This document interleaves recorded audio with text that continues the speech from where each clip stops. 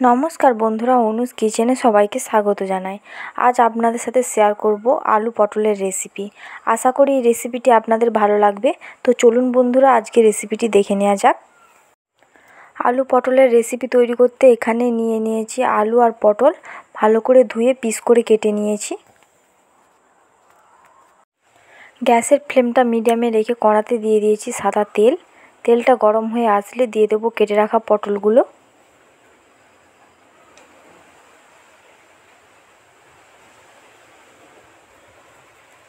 দিয়ে দেব স্বাদ মতো লবণ, সামান্য পরিমাণে হলুদ গুঁড়ো। পটলগুলোকে ভালো করে ভেজে নেব।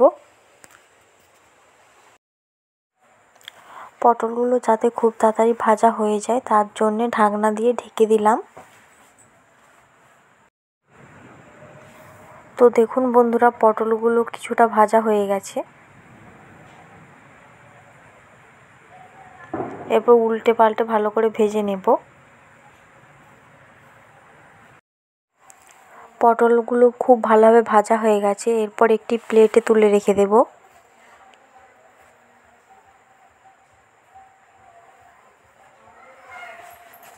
গ্যাসের ফ্লেমটাকে লো টু মিডিয়ামে রেখে কড়াতে দিয়ে দিয়েছি সাদা তেল। তেলটা গরম হয়ে আসলে দিয়ে দেবো কেটে রাখা আলুগুলো।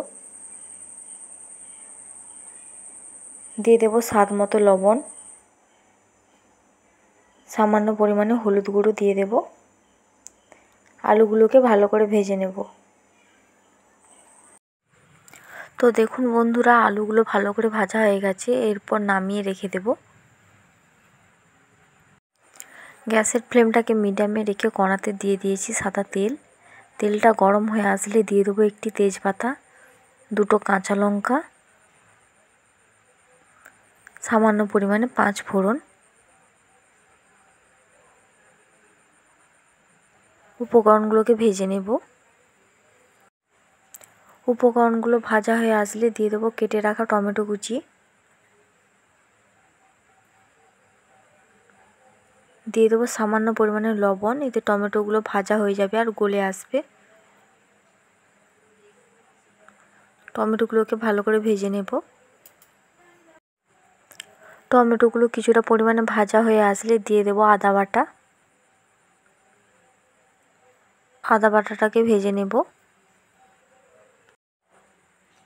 তো দেখুন বন্ধুরা, টমেটোগুলো ভালো করে গলে গেছে। দিয়ে দেবো 1 চামচ হলুদ গুঁড়ো, সামান্য পরিমাণে লঙ্কা গুঁড়ো, দিয়ে দেবো জিরে গুঁড়ো। মশলাটিকে ভালো করে কষিয়ে নেব।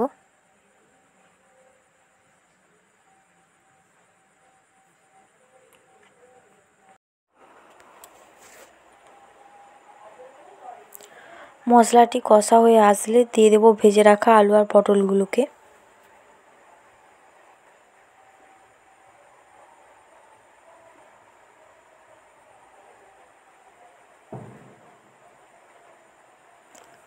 আলু আর পটলগুলোর সাথে মশলাটাকে ভালো করে মিশিয়ে নেব।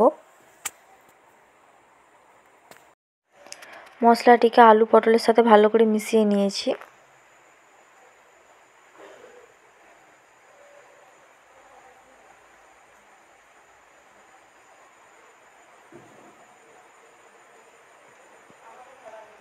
পরিমাণ মতো জল দিয়ে নেড়ে চেড়ে নেব।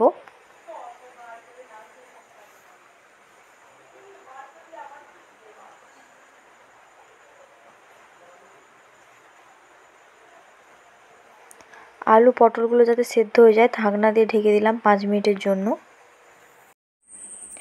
5 মিনিট পর ফিরে এলাম। তো দেখুন বন্ধুরা, আলু পটলগুলো ভালো করে সেদ্ধ হয়ে গেছে।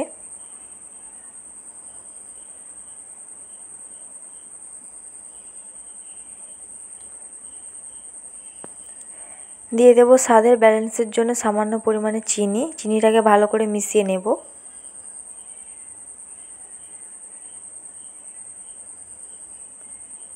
দিয়ে দেবো সামান্য পরিমাণে গরম মশলা। গরম মশলাটিকে আলু আর পটলের ঝোলের সাথে মিশিয়ে নেব।